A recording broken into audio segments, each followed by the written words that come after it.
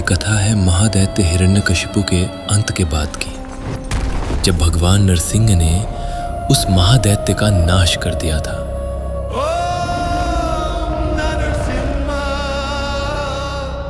अक्सर लोग समझते हैं कि ये कथा यहीं समाप्त हो जाती है। सही भी है, लेकिन ये कथा समाप्त होती है केवल श्रीमद् भगवत पुराण अष्टम अध्याय के अनुसार। यहाँ पर बुराई का अंत हुआ और चारों ओर शांति छा गई। लेकिन दोस्तों, शिव पुराण शतरुद्र संहिता अध्याय 11 के अनुसार सत्य इससे कहीं अधिक भयंकर है। आज लॉस्ट एकोस के इस एपिसोड में हम आपको उस कथा के आगे का वो महारहस्य बताने जा रहे हैं जो आपके रोंगटे खड़े कर देगा। हिरण्यकशिपु के वध के पश्चात शांति नहीं आई थी, बल्कि आरंभ हुआ था एक ऐसा प्रलय जिसने समस्त ब्रह्मांड को भस्म होने की कगार पर ला खड़ा किया था।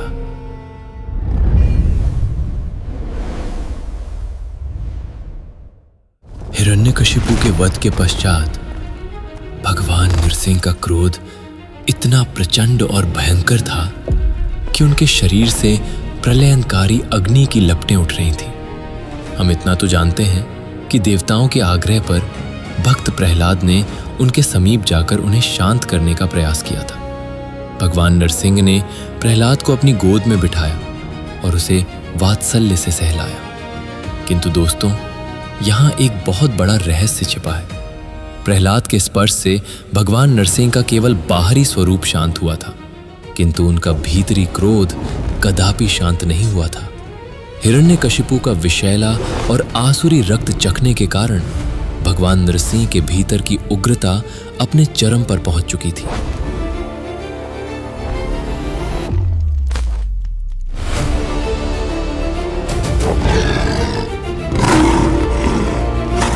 उनकी एक हुंकार मात्र से ही सृष्टि कांप उठती, समुद्रों का जल उबलने लगा था और स्वर्ग में देवताओं के बीच हाहाकार मच गया। जगत के पालनहार श्री हरि का ये उग्र रूप अब सृष्टि के लिए सबसे बड़ा संकट बन चुका था।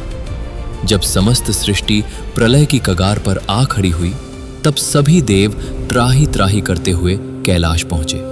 सृष्टि के संहारकर्ता पशुपतिनाथ देवाधिदेव महादेव की शरण में अपने आराध्य श्री हरि नारायण को इस पीड़ा और असीमित क्रोध से मुक्त करने के लिए भगवान शिव ने एक ऐसा अवतार धारण किया जिसकी कल्पना भी ब्रह्मांड ने नहीं की थी। शिव पुराण रुद्र संहिता सती खंड अध्याय 12 में इस अवतार का स्पष्ट वर्णन मिलता है। यह कोई साधारण स्वरूप नहीं था। सिंहमुख वाला, जटाधारी, 8 पैरों और 1000 भुजाओं से सुसज्जित एक विराट रूप। उनके स्वर्ण जैसे चमकते हुए 2 विशाल पंख थे और उनकी गर्जना 1000 बादलों की गड़गड़ाहट से भी अधिक तीव्र थी। ये रूप था भगवान शर्भेश्वर का।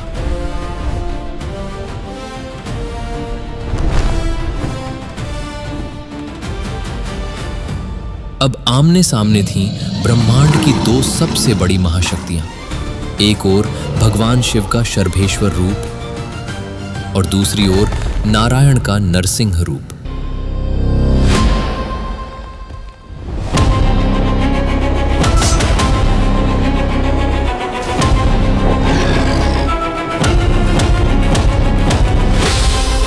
यह एक ऐसा महासंग्राम था जहां वार पर वार हो रहे थे।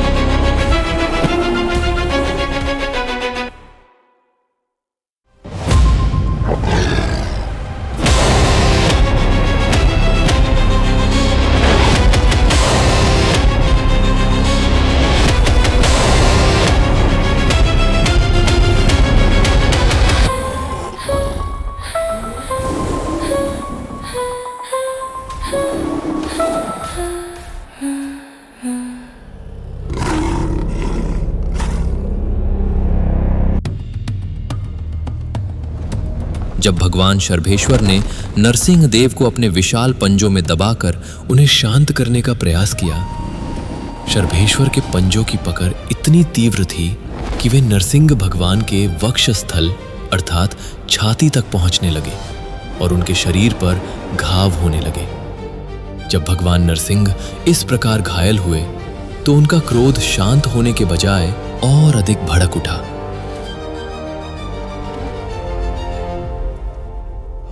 उस असीमित क्रोध में भगवान नरसिंह ने एक नया और अत्यंत विद्रोही रूप धारण कर लिया। 2 विशाल सिरों वाला, चौड़े ज्वलंत पंखों से युक्त, अति भयंकर और ब्रह्मांड को हिला देने वाला आकार, जिसकी उड़ान अत्यंत तेज थी और जो अपनी चोंचों से प्रलयंकारी विद्युत धाराएं अर्थात बिजली छोड़ रहा था। एक ऐसी शक्ति जिसकी कोई सीमा नहीं थी। यह रूप था गंडभेरुंड का। शैव, वैष्णव और तंत्र शास्त्रों की विभिन्न कथाओं के अनुसार या दक्षिण भारतीय आख्यानों और तंत्र ग्रंथों के अनुसार यह युद्ध इतना प्रलयंकारी था कि यह 18 दिनों तक चला।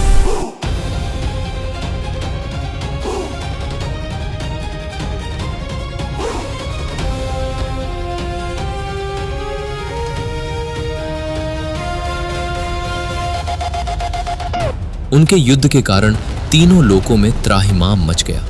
दोनों के बीच चल रहे इस भीषण युद्ध को रोकने के लिए तीनों लोकों में किसी के पास भी पर्याप्त शक्ति नहीं थी। देव, दानव और मनुष्य सब भय के मारे कांप रहे थे। ब्रह्मांड का ढांचा चरमराने लगा था। ना तो गंडभेरुंड पीछे हटने को तैयार थे और ना ही शरभेश्वर उन्हें मुक्त कर रहे थे। भगवान शरभ और गंडभेरुंड के बीच चल रहा वो महायुद्ध अब अपने चरम पर पहुंच चुका था। ब्रह्मांड का कोना कोना कांप रहा था और ऐसा प्रतीत हो रहा था कि मानो अब कुछ ही क्षणों में इस संपूर्ण सृष्टि का अंत हो जाएगा। स्थिति की गंभीरता को समझते हुए देवादिदेव महादेव और जगत जननी माता पार्वती की असीम शक्तियों का आपस में विलय हुआ।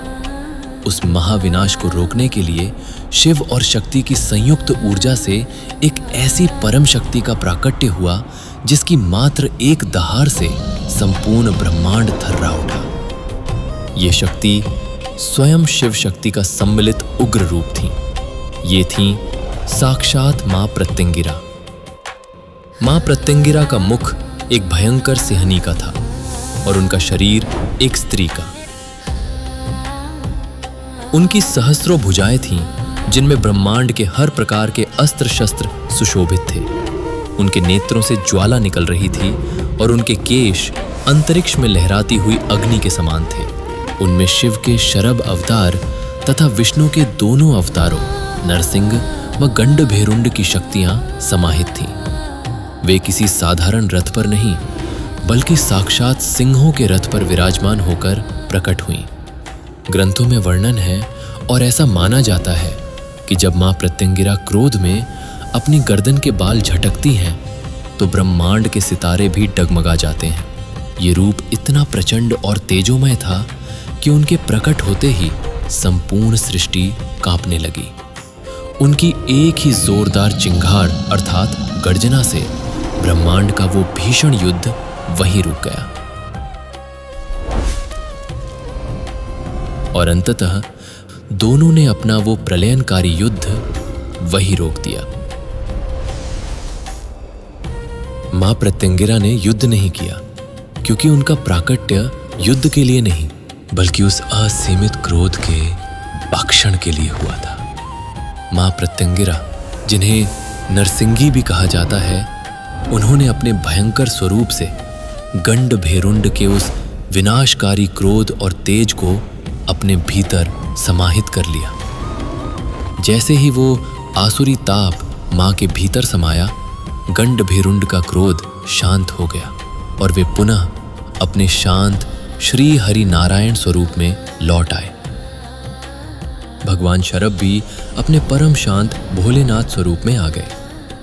इस प्रकार मां प्रत्यंगिरा ने भगवान शिव और नारायण के इस ब्रह्मांडीय महासंग्राम को रोककर पूरी सृष्टि को भस्म होने से बचा लिया। दोस्तों, इस कथा के अतिरिक्त श्री महाप्रत्यंगिरा उपासना ग्रंथ और अथर्ववेद की परंपरा के अनुसार मां के इस नाम के पीछे एक और अत्यंत गहरा रहस्य है।